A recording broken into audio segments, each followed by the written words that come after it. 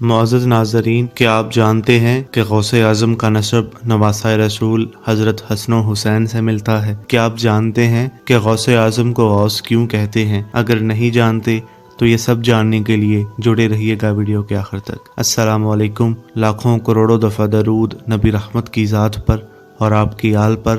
اللہ پاک ہم سب کو نبی رحمت کی سچی محبت عطا فرمائے اور ہمارا خاتمہ بالایمان فرمائے۔ معزز ناظرین، اولیاء کرام کی شان کے حوالہ سے اللہ پاک نے قرآن مجید میں ارشاد فرمایا، سن لو بے شک اللہ کے ولیوں پر نہ کچھ خوف ہے نہ کچھ غم۔ ایک اور جگہ ارشاد فرمایا کہ تم فرما دو فضل تو اللہ ہی کے ہاتھ ہے، جسے چاہے دے۔ سرکار مدینہ نبی رحمت صلی اللہ علیہ وآلہ وسلم کا فرمان علی شان ہے، بلائی اور اپنی حاجتیں خوبصورت چہرے والوں سے طلب کرو۔ ایک اور جگہ نبی رحمت نے ارشاد فرمایا، جو اللہ کے کسی دوست سے دشمنی رکھے تحقیق اس نے اللہ سے اعلان جنگ کیا۔ ایک اور موقع پر نبی رحمت فرماتے ہیں کہ اللہ نے ارشاد فرمایا، کوئی بندہ میرے فرائض کی ادائیگی سے بڑھ کر کسی اور چیز سے میرا تقرب حاصل نہیں کر سکتا، فرائض کے بعد پھر وہ نوافل سے مزید میرا قرب حاصل کرتا ہے، یہاں تک کہ میں اسے محبوب بنا لیتا ہوں، اور میں اس کا کان ہو جاتا ہوں جس سے وہ سنتا ہے، اور اس کی آنکھ ہو جاتا ہوں جس سے وہ دیکھتا ہے، اور اس کا ہاتھ ہو جاتا ہوں جس سے وہ پکڑتا ہے، اس کا پاؤں ہو جاتا ہوں جس سے وہ چلتا ہے۔ اگر وہ مجھ سے مانگے تو میں اس کو ضرور دوں گا، اگر وہ مجھ سے پناہ مانگے تو میں اسے ضرور دوں گا۔ امام فخر الدین رازی رحمۃ اللہ علیہ نے اپنی تفسیر کبیر میں ایک روایت نقل کی کہ بے شک اللہ کے اولیاء مرتے نہیں بلکہ ایک گھر سے دوسرے گھر منتقل ہو جاتے ہیں۔ حضور غوث پاک کے مختصر حالات۔ سرکار بغداد حضور غوث پاک رحمت اللہ علیہ کا اسم مبارک عبد القادر اور آپ کی کنیت ابو محمد اور القابات محی الدین، محبوب سبحانی، غوث الثقلین، غوث العظم وغیرہ ہیں۔ آپ 470 میں بغداد شریف کے قریب قصبہ جیلان میں پیدا ہوئے اور 561 میں بغداد شریف ہی میں وصال پایا۔ آپ کا مزار عراق کے مشہور شہر بغداد شریف میں ہے۔ اب غوث کسے کہتے ہیں؟ غوثیت بزرگی کا ایک خاص درجہ ہے۔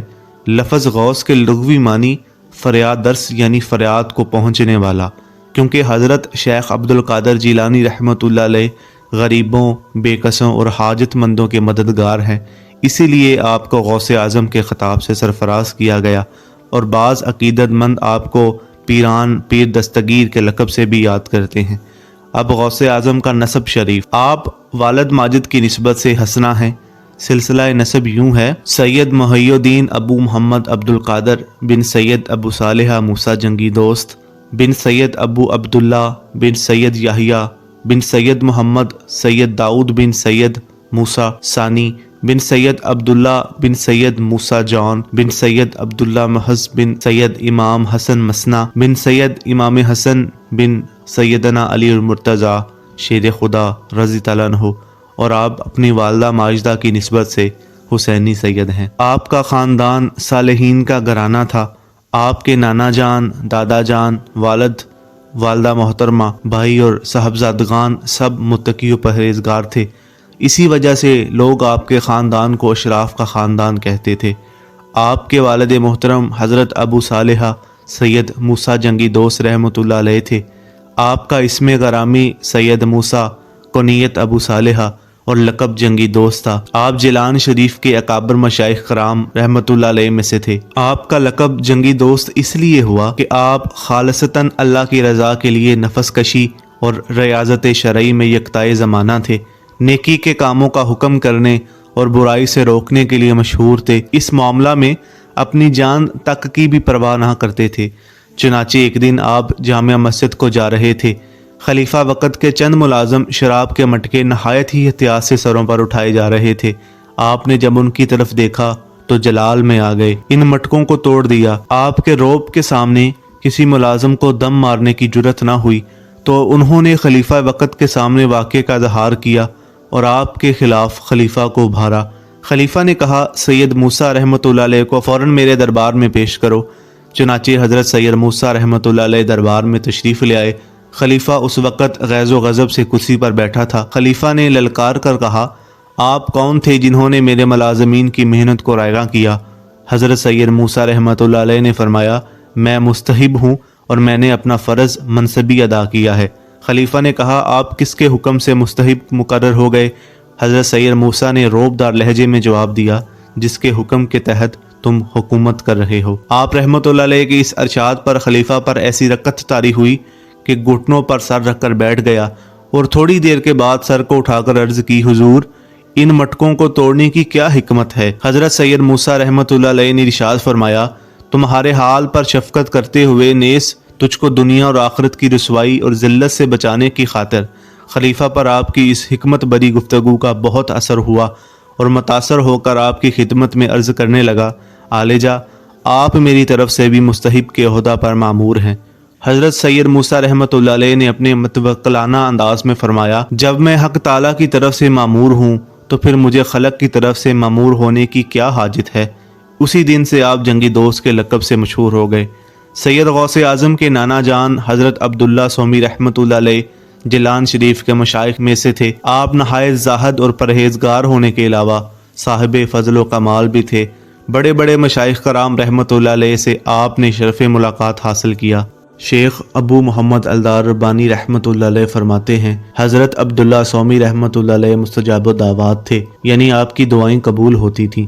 अगर आप किसी शख्स से नाराज़ होते तो अल्लाह उस शख्स से बदला ले लेता, और जिससे आप खुश होते तो अल्लाह उसको अनाम व कराम से नवाजता।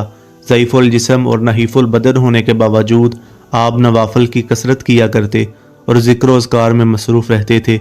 आप अक्सर अमूर के वाक़या होने से पहले ही उनकी खबर दे दिया करते थे, और जिस दिन आप उनके रूनमा होने की इतला देते थे, इसी दिन ही वाक़यात रूह पजीर हो जाते थे। हज़रत शेख शहाबुद्दीन रहमतुल्लाह अलैह फरमाते हैं, एक शख्स ने हजूर गौसे आज़म से पूछा, या सैयदी, आपने निकाह क्यों किया? तो आपने फरमाया, बेशक मैं निकाह करना नहीं चाहता था कि इससे मेरे दूसरे कामों में खलल पैदा हो जाएगा, मगर अल्लाह के रसूल ने मुझे हुक्म फरमाया, अब्दुल कादिर, तुम निकाह कर लो। अल्लाह के यहाँ हर काम में एक वक़्त मुकर्रर है, और फिर जब ये वक़्त आया तो अल्लाह ने मुझे 4 बीवियाँ अता फरमाई, जिनमें हर एक मुझसे कामिल मोहब्बत रखती है। हजूर गौसे आज़म की बीवियाँ भी आपके रूहानी कमालात से फैज़याब थीं। आपके साहबजादे हज़रत शेख अब्दुल जब्बार रहमतुल्लाह अलैह अपनी वालदा माजिदा के मुतल्लिक़ बयान करते हैं कि जब भी वालदा मोहतरमा किसी अंधेरे मकान में तशरीफ़ ले जाती थी तो वहाँ चिराग की तरह रोशनी हो जाती थी। एक मौका पर मेरे वालिद मोहतरम गौस पाक भी वहाँ तशरीफ़ ले आए। जैसे ही आपकी नज़र उस रोशनी पर पड़ी तो वो रोशनी फ़ौरन गायब हो गई। तो आपने इरशाद फरमाया, ये शैतान था जो तेरी खिदमत करता था, इसीलिए मैंने इसे ख़त्म कर दिया। अब मैं उस रोशनी को रहमानी नूर में तब्दील किए देता हूँ। इसके बाद वालदा मोहतरमा जब भी किसी तारीक मकान में जाती तो वहाँ ऐसा नूर होता जो चांद की रोशनी की तरह मालूम होता था। एक दफ़ा जिलान में कहत साली हो गई, लोगों ने नमाज पढ़ी लेकिन बारिश ना हुई, तो लोग आपकी फूफी जान हज़रत सैयदा उम्मे आयशा रहमतुल्लाह अलैहा के घर आए और आपसे बारिश के लिए दुआ की दरख्वास्त की। वो अपने घर के सहन की तरफ तशरीफ़ लाईं और ज़मीन पर झाड़ू देकर दुआ मांगी, ए रब्बुल आलमीन, मैंने तो झाड़ू दे दिया, अब तू छिड़काव फरमा दे।